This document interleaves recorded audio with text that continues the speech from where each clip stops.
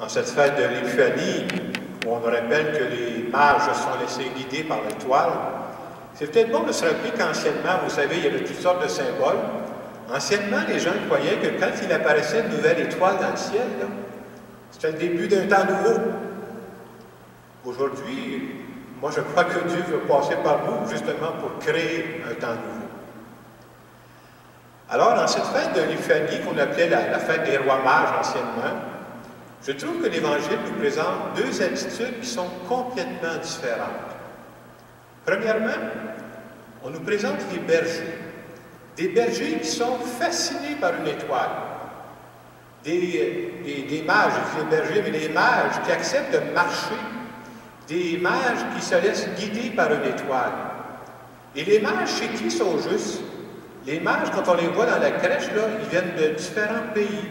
C'est des gens qui n'ont pas nécessairement la même foi que les autres, mais ce sont des gens qui sont en recherche.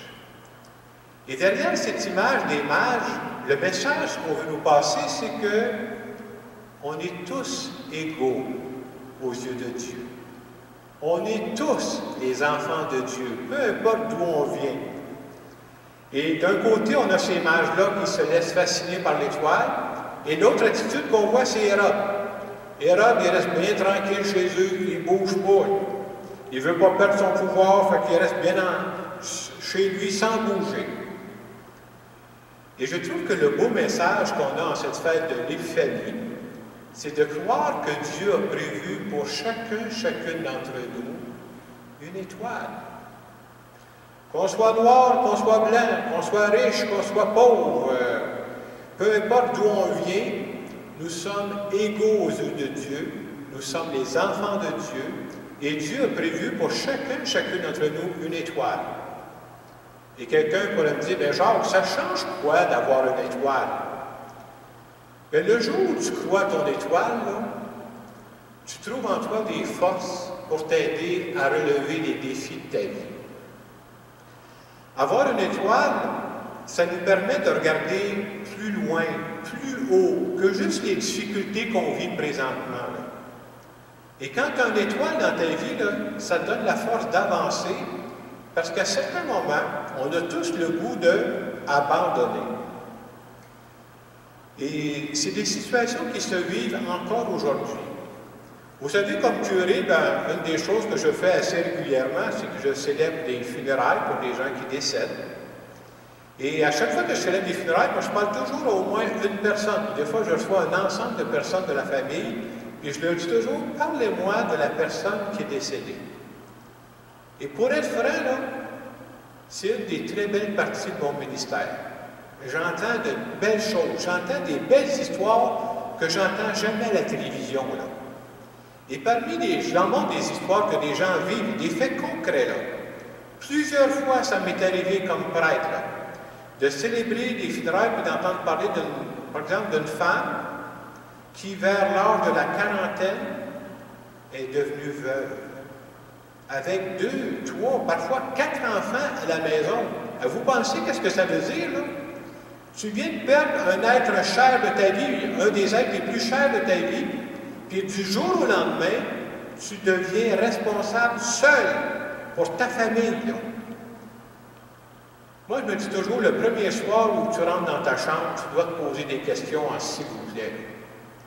Et c'est des situations où ça serait très facile d'abandonner, de se décourager. Même, j'ai entendu toutes sortes d'histoires, des gens qui me disaient, bon, de ces femmes-là qui décidaient à un moment donné de retourner sur le marché du travail. Pourquoi? Je ne veux pas que mes enfants manquent de rien. C'est quoi l'étoile qui fait en sorte que, par exemple, ces femmes-là ne lâchent pas? Mais leur étoile à elles, c'était leur enfant que Dieu leur avait donné. Tu aimes tellement tes enfants que tu es prête à te lever de bonne heure le matin, tu es prête à te coucher tard le soir, tu es prête à retourner au travail pour que tes enfants ne manquent de rien. Je trouve que c'est un bel exemple qui nous montre que le jour où tu as une étoile dans ta vie, c'est surprenant l'énergie que tu es capable de trouver pour faire face aux défis qui sont les tiens. Je pensais à un deuxième exemple. Vous savez, cette année, juste le lendemain de Noël, le 26 décembre, on a appris le décès de Monseigneur Desmond Tutu, qui était évêque en Afrique du Sud. On a parlé beaucoup de lui, mais on sait tous, entre autres, que ce qu'il a fait, cet évêque-là, il s'est battu pendant des années pour lutter contre l'apartheid en Afrique du Sud.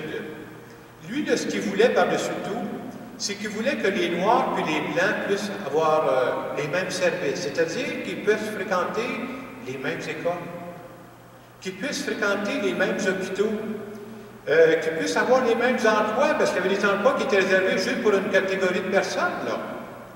Pour nous qui entendons ça, on dit ben, c'est évident. Mais ce n'était pas évident pour lui, là. Il a rencontré beaucoup d'opposition, et pas juste de l'opposition, vous savez ce que ça veut dire? Des menaces. Arrête, on va avoir ta peau, là. Qu'est-ce qui fait que dans des situations comme ça, qui sont difficiles, tu lâches pas, t'abandonnes pas? C'est que lui aussi, il avait une étoile dans sa vie. Et l'étoile dans sa vie, pour lui, c'est un homme qui était croyant, et c'est sa grande foi en Dieu. Et dans le Dieu auquel il croyait, c'est le Dieu des chrétiens, hein, il croyait que devant Dieu, on est tous égaux. Qu'on soit noir, qu'on soit blanc, qu'on soit riche, qu'on soit pauvre, on est tous égaux. Il s'est battu pour ça. Une chance qu'il avait une étoile qui lui a permis de ne pas lâcher pendant des années, là. On ne parle pas de 2 mois, 6 mois, là. Pendant des années, il s'est battu pour cette cause-là. Et cette année, moi, je trouve que la fête de l'Épiphanie nous donne un beau message à nous, qui sommes en train de vivre une épidémie, une pandémie qui dure depuis bientôt 2 ans. Et vous savez, quand ça s'étire dans le temps, là, on aurait toutes les raisons facilement de sombrer dans le découragement. Et on pourrait se dire, qu'est-ce qui peut nous aider, nous autres, là? Qu'est-ce qui fait que je vais être capable de tenir face à cette pandémie qui s'étire? Moi, je pense que pour tenir, ça prend une chose, une étoile.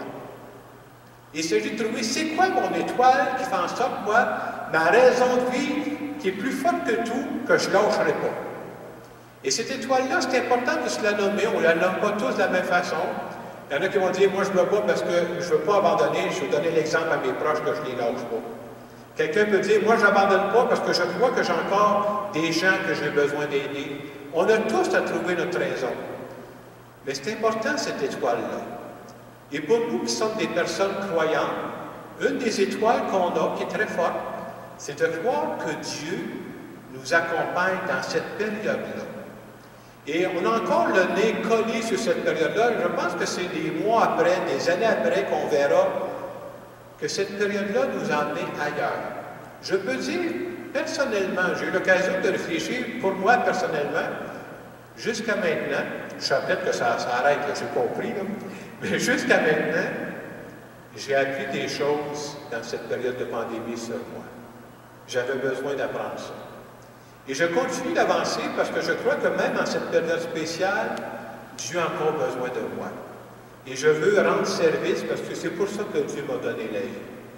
Alors, en cette fête de l'Épiphanie, demandons à Dieu cette belle grâce. Montre-nous plus clairement, c'est quoi l'étoile? C'est quoi les raisons de vivre qui sont tellement importantes pour nous que nous autres aussi, on ne veut pas abandonner en cette période plus difficile que nous avons à traverser. Et en terminant cette homélie, je vais faire une prière en notre nom à tous.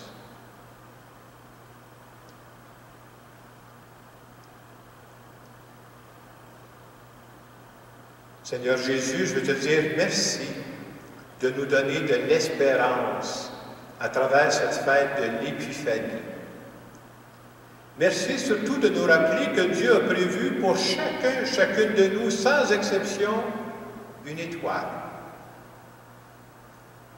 Merci de nous accompagner dans ce que nous vivons. Merci surtout d'être toujours là, à nos côtés. Amen. Dans le moment de silence, peut-être dans les jours qui viennent, je pense que c'est important de se le nommer, pas juste de dire j'ai une étoile, mais d'être capable de nommer précisément c'est quoi mon étoile à moi, là, qui me motive assez pour dire, grâce à cette étoile-là, je sais que je vais relever le défi même de la COVID.